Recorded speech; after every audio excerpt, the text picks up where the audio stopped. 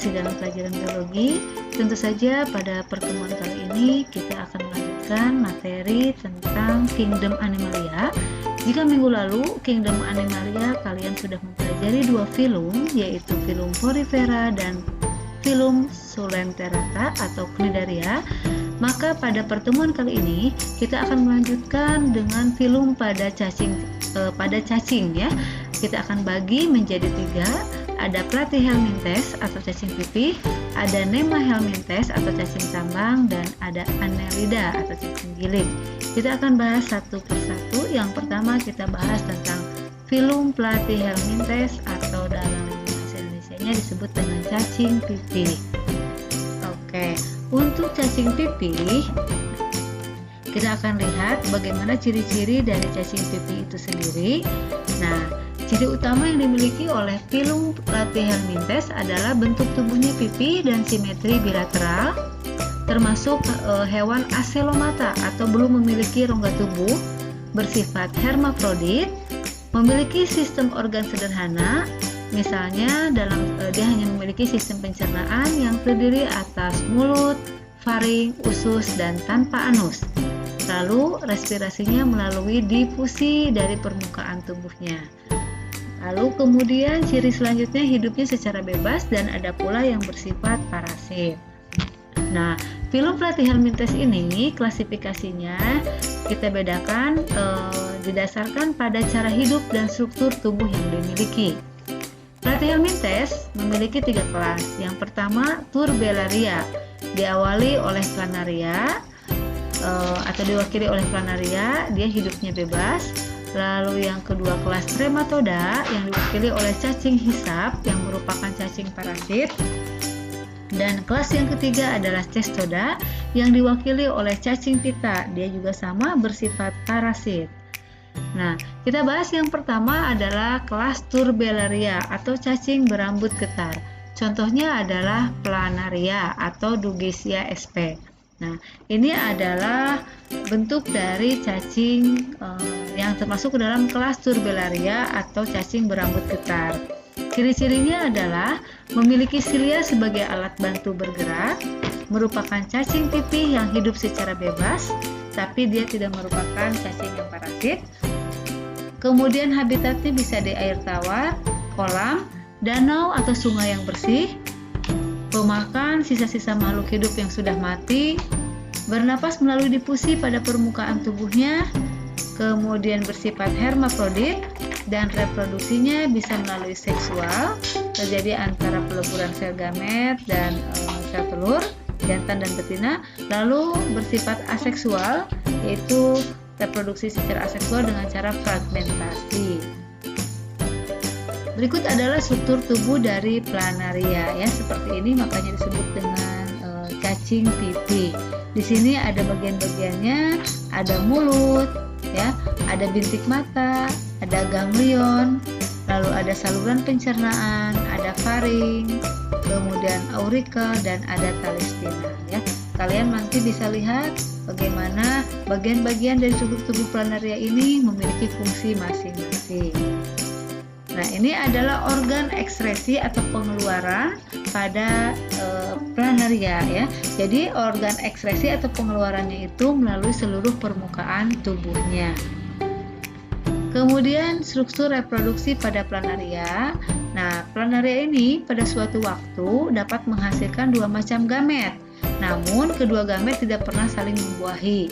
Jadi dia makanya disebut dengan hermafrodit karena dalam satu tubuh ini bisa bersifat jantan maupun betina. Kalian perhatikan di sini, ini adalah yang jantan, ini adalah yang betina dalam satu tubuhnya, maka disebut dengan hermafrodit. Kelas yang kedua adalah kelas Trematoda atau disebut dengan cacing hisap.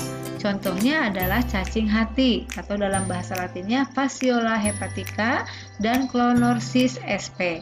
Nah, cacing hati ini merupakan cacing yang parasit. Parasitnya internal, ada dalam tubuh. Cacing hati dapat menginfeksi manusia. Memiliki alat penghisap pada bagian mulutnya yang berfungsi menempelkan cacing hati pada inangnya untuk mendapatkan makanan. Sama seperti tadi cacing pada kelas sebelumnya, ya, itu bersifat hermafrodit atau cacing pipih tadi ya, sama dengan cacing hisap bersifat hermafrodit. Tubuh dilengkapi dengan reproduksi yang dapat menghasilkan 2 macam gamet. Dalam satu tubuhnya bisa ada gamet jantan dan gamet betina. Kalian perhatikan ini adalah struktur tubuh dari contoh cacing Clonorchis ya. Di sini ada bagian-bagiannya, ada uterus, ada genital pore, ada yolk glands, ovari, seminar receptacle, dan ada testis. Nah, bagaimana siklus hidup dari Clonorchis? Nah, siklus hidup dari Clonorchis ini dimulai dari zigot ya. Dari zigot lalu dia akan menghasilkan larva Miracidium. Lalu kemudian akan berkembang menjadi sporokis, dari sporokis menjadi redia, kemudian berkembang menjadi cercaria, dari cercaria akan berkembang menjadi metacercaria, dan dari metacercaria ini tumbuhlah menjadi cacing dewasa. Nah, cacing dewasa inilah yang akan bisa menginfeksi pada manusia. Ketika contohnya manusia memakan ikan, di mana dalam ikan itu ternyata ketika manusia itu mengkonsumsi ikan yang masih mentah, dan di dalam ikan itu sudah terdapat jenis cacing Clonorchis dalam bentuk metacercaria, maka dia akan termakan oleh manusia sehingga cacing itu akan berkembang menjadi cacing dewasa dalam tubuh manusia. Nah, ini kira-kira siklus hidupnya ya. Jadi dari telur ada menjadi Miracidium, lalu ada sporokis. Ya, sporokis itu dalam tubuh bekicot. Lalu di sini sporokis dengan redia dan berkembang menjadi cercaria. Kemudian kita lihat siklus hidup cacing Phaseola hepatica. Itu dimulai dari zigot, lalu larva Miracidium, sporosit, redia, cercaria, metacercaria, dan cacing dewasa. Nah, untuk Phaseola hepatica biasanya ada pada hewan berkaki 4, hewan mamalia berkaki 4 ya. Jadi biasanya di sini telur dilepaskan bersamaan dengan kotoran dari penderita. Telur akan berkembang menjadi larva Miracidium dan masuk ke inang perantara 1, biasanya adalah siput. Ya, di sini ya, masuk ke dalam siput. Nah, di dalam tubuh siput, larva Miracidium akan bermetamorfosis menjadi sporosit. Kemudian sporosit ini mengandung banyak kantung embrio yang akan tumbuh menjadi redia. Redia akan tumbuh dan mengandung embrio yang akan berkembang menjadi cercaria. Cercaria yang dihasilkan akan berpindah menempel pada tumbuhan air membentuk kista metacercaria. Selanjutnya, tumbuhan yang mengandung kista itu akan dimakan oleh domba, maka kista akan berkembang menjadi cacing hati dewasa pada tubuh domba. Ya. Kita lanjutkan, kelas yang ketiga adalah Cestoda. Contohnya adalah cacing pita atau dalam bahasa latinnya adalah Taenia solium. Cacing pita merupakan cacing pipih parasit, sama seperti tadi kelas sebelumnya, merupakan parasit internal, biasanya hidup pada babi, ikan, dan sapi yang dapat menginfeksi manusia. Tubuhnya pipih panjang terdiri atas kepala atau disebut dengan skolek, dilengkapi dengan pengait dan penghisap, berguna untuk melekat pada usus inangnya. Selain skolek, tubuh disusun oleh rantai panjang yang disebut proglotid, di mana masing-masing proglotid memiliki 2 macam alat kelamin, sehingga disebut dengan hermafrodit. Proglotid paling ujung mengandung telur yang matang yang siap dikeluarkan dari inang bersama feses untuk kemudian menginfeksi lagi. Nah, ini adalah struktur tubuh dari Taenia sp ya. Kalian bisa lihat struktur tubuhnya, bisa diperhatikan bagian-bagiannya. Kemudian ini adalah siklus hidupnya. Nah, cacing pita ini kurang lebih bentuknya seperti ini. Ini ada kepala yang disebut dengan skolek, lalu ada proglotid ya. Nah, biasanya cacing pita ini atau Taenia sp, larva yang dilengkapi dengan skolek akan berkembang menjadi kista pada jaringan tubuh inang, misalnya pada otot ya, pada tubuh sapi biasanya ya. Lalu ketika manusia memakan daging yang terinfeksi oleh cacing pita, maka si cacing pita itu akan menyebabkan kistanya berkembang menjadi cacing pita dewasa pada manusia. Ya. ketika dimakan oleh manusia, sehingga cacing pita dewasa ini terdiri dari skolek dan proglotit. Proglotit pada ujung mengandung telur yang telah dibuahi yang siap dikeluarkan bersama feses untuk menginfeksi kembali. Begitu ya. Ini adalah gambaran dari siklus hidup dari cacing pita. Oke, kalau ada pertanyaan nanti bisa kalian ajukan, boleh di grup ataupun di LMS ya, di sistem Learning Management System, boleh di e-learning ataupun di Google Classroom. Kita lanjutkan dengan cacing filum yang selanjutnya, yaitu Nema helminthes atau dalam bahasa Indonesianya cacing giling. Nah, bagaimana ciri-ciri dari Nema helminthes? Ciri utamanya adalah tubuh simetris bilateral, bulat panjang, bagian anterior dan posteriornya runcing, ditemukan hampir di semua tempat, darat, air tawar, air laut, kebanyakan adalah parasit. Memiliki rongga tubuh yang semu, ya, jadi tidak memiliki rongga tubuh yang sebenarnya atau semu, atau dalam kata lain namanya pseudocelom. Biasanya bukan hermaprodit, tidak seperti kelas Platyhelminthes yang bersifat hermaprodit. Tapi kalau Nema helminthes dia tidak bersifat hermaprodit. Dalam satu individu hanya jantan saja atau betina saja. Ya, biasanya ukuran betina itu lebih besar daripada jantan. Saluran pencernaannya sempurna dari mulai mulut sampai dengan anus. Tidak seperti tadi Platyhelminthes hanya memiliki mulut tapi tidak memiliki anus. Nah, ini adalah gambaran dari kelompok cacing nematoda ya. Yang tadi Nema helminthes kelas yang pertama adalah nematoda. Contohnya adalah pada cacing Ascaris lumbricoides. Nah, ini adalah cacing Ascaris lumbricoides. Biasanya cacing ini parasit atau hidup pada usus manusia atau disebut juga dengan cacing perut.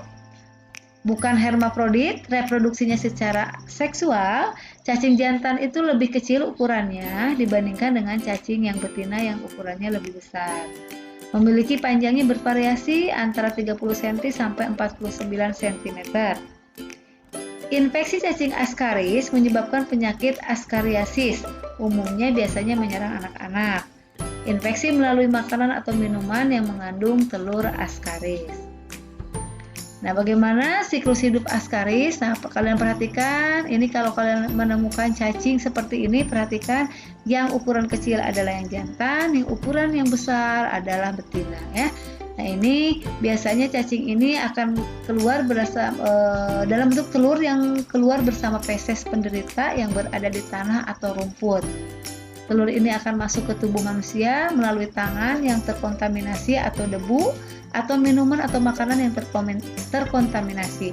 Makanya ketika kalian mau makan, biasakan untuk mencuci tangan terlebih dahulu atau menggunakan hand sanitizer ataupun sabun supaya tidak mengandung telur-telur cacing, bakteri ataupun virus ya. Oke, lanjut. Telur akan masuk ke usus lalu berkembang menjadi larva Ascaris ya. Dan kalian perhatikan di sini, sekali bertelur untuk cacing Ascaris ini bisa menghasilkan sampai 200.000 buah. Oke ya. Nih, perhatikan bahaya dari Ascaris. Ini adalah bila tidak segera diobati, maka Ascaris ini dapat mengakibatkan kematian. Perhatikan sampai keluar dari hidung, keluar dari mulut ya. Ini karena si cacing Ascaris ini sekali bertelur tadi kalau dalam tubuh manusia bisa sampai 200 ekor ya. Bayangkan kalau tidak diobati bisa keluar bisa dari mulut ataupun dari hidung. Nah, lalu cacing yang kedua adalah Ancylostoma duodenal atau cacing tambang. Nah, bentuknya seperti ini. Dia memiliki 4 buah kait ya. Nah, hidupnya parasit pada manusia juga ini dengan menyerap darah dan cairan tubuh. Biasanya cacing ini menempel pada usus inang karena memiliki kait kitin. Ya, ada 4 kait kitinnya ini. Reproduksinya secara seksual. Biasanya Ancylostoma duodenal itu ya lebih banyak hidupnya parasit pada manusia. Ya. Ini adalah siklus hidupnya ya. Jadi dia ada pada manusia ketika manusia memakan daging yang kurang matang dalam memasak, sehingga bisa menyebabkan dalam daging itu masih ada telur-telur cacing yang jenisnya Acyclostoma duodenum. Oke, lanjut. Yang selanjutnya adalah Enterobius vermicularis atau dalam bahasa Indonesia lebih dikenal dengan cacing kremi. Nah, ini biasanya cacing kremi adalah parasit yang menyerang anak-anak. Jadi kalau kalian sering kremian, gatal-gatal pada anus, nah itu karena dalam anusnya ada cacing kremi atau Enterobius vermicularis. Dia menginfeksi manusia melalui makanan yang dipegang dengan tangan yang kotor dan terinfeksi telur cacing. Biasanya cacing dewasa memiliki panjang sekitar setengah inci, hidupnya sebagai parasit pada usus besar dan bila bertelur akan menuju ke anus. Nah, seperti ini ya. Ini adalah siklus hidup dari Enterobius vermicularis. Jadi dalam kondisi lingkungan yang kotor ya, apalagi ketika kita makan tidak cuci tangan, bisa saja dalam tangan kita menempel telur-telur Enterobius vermicularis. Selanjutnya ada Wuchereria bancrofti atau cacing filaria. Nah, ini hidupnya di pembuluh limfe.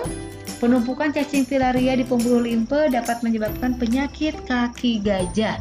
Nah, ini yang menyebabkan penyakit kaki gajah ya. Biasanya cacing filaria ini menginfeksi manusia melalui perantara nyamuk culek yang menggigit penderita. Nah, seperti ini. Ini adalah penyakit kaki gajah yang perantaranya adalah nyamuk culek ya. Tadi jenis cacingnya kalian bisa lihat di sini ada Wuchereria bancrofti atau cacing filaria. Oke. Jika ada pertanyaan seperti tadi, silahkan layangkan lewat Google Classroom atau ke WA Group ataupun ke e-learning madrasah. Kita lanjutkan satu yang terakhir bagian cacing, yaitu tentang filum Annelida atau nama lainnya cacing bersegmen. Nah, filum Annelida ini ciri utamanya adalah tubuh memiliki ruas-ruas atau segmen tubuhnya jelas. Simetrisnya bilateral, tubuh berongga, memiliki selom berisi cairan yang membantu pergerakan, sistem organ telah berkembang baik, saluran pencernaannya lengkap, sistem peredaran darahnya tertutup, dan sistem sarafnya berupa tangga tali. Jadi filum Annelida itu adalah filum dari cacing yang sudah lengkap ya. Secara umum hidupnya bebas walaupun ada yang bersifat parasit eksternal pada hewan dan manusia. Nah, klasifikasi Annelida ini sama seperti kelas-kelas sebelumnya, dia memiliki 3 kelas. Yang pertama adalah kelas Polychaeta atau cacing pasir, umumnya hidup di laut. Lalu ada Oligochaeta, cacing tanah, hidupnya di tanah dan air tawar. Dan kelas yang ketiga adalah Hirudinea atau dalam bahasa Indonesia dikenal dengan lintah, hidup di air tawar, bersifat parasit. Kita lihat ciri-ciri dari Hirudinea, hidupnya di air tawar, bersifat parasit eksternal, menghisap darah inang dengan alat penghisap di setiap ujung tubuhnya. Dalam menghisap darah, biasanya lintah mengeluarkan zat antikoagulan atau anti pembekuan darah. Nah, biasanya sekarang sudah banyak dikenal lintah ini digunakan dalam pengobatan ya, dengan cara menempelkan lintah supaya menghisap darah kotor pada manusia. Nah, ini ketika sebelum memakan lintahnya masih kecil ya. Ketika ditempelkan pada kulit manusia, maka kalau sudah makan ukurannya menjadi sebesar ini setelah makan ya. Karena di situ dia sudah berisi darah dari manusia yang sudah dihisap. Nah, seperti ini. Dia menghisap dalam bagian anterior, juga dia menghisap dalam bagian posterior. Jadi dua-duanya ya, anterior bagian depan dan posterior bagian belakang itu menghisap darah manusia. Oke, kelas yang kedua adalah Oligochaeta atau cacing tanah. Ini berguna dalam meningkatkan aerasi tanah sehingga meningkatkan kesuburan tanah. Memiliki saluran pencernaan yang lengkap dimulai dari mulut sampai anus. Tubuhnya dilapisi kutikula dan lendir yang dihasilkan oleh kulit epidermis, membantu agar terhindar dari kekeringan. Respirasinya menggunakan permukaan kulitnya. Tubuh memiliki rangka hidrostatik dan bersifat hermafrodit. Nah, sistem pencernaan dari cacing tanah ini sudah lengkap ya, mulai dari anterior bagian depan sampai ke bagian belakangnya. Kita lihat ada mulut, faring, esofagus, tenggorok, lambung, usus sampai ke anus. Nah, ini ini ya. Ini adalah gambaran dari cacing tanah. Untuk reproduksinya sama seperti tadi, reproduksi pada cacing tanah itu melibatkan organ-organ, ada klitelum, ada kantung seminal, dan ada seminal reseptakel ya, di mana masing-masing organ ini memiliki fungsinya tersendiri. Ini adalah gambaran dari anatomi cacing tanah atau Annelida ya. Ini sering kalian jumpai ketika kalian ada yang hidup di tanah yang untuk menyuburkan tanah ya, yang paling banyak kita jumpai dalam kehidupan sehari-hari. Oke, ini kita lihat reproduksi cacing tanahnya. Di sini ada klitelium. Nah, ini klitelium itu adalah ruas-ruasnya ya. Makanya disebut dengan Annelida, bersegmen, beruas-ruas ini ya, yang disebut dengan klitelium. Oke, demikian yang bisa Ibu sampaikan terkait dengan Kingdom Animalia untuk cacing atau Vermes ya. Ada 3 tadi, ada Platyhelminthes, Nemahelminthes, dan Annelida. Mudah-mudahan bermanfaat. Nanti kita bertemu kembali dengan Kingdom Animalia untuk bagian filum lainnya. Terima kasih atas perhatiannya. Assalamualaikum warahmatullahi wabarakatuh.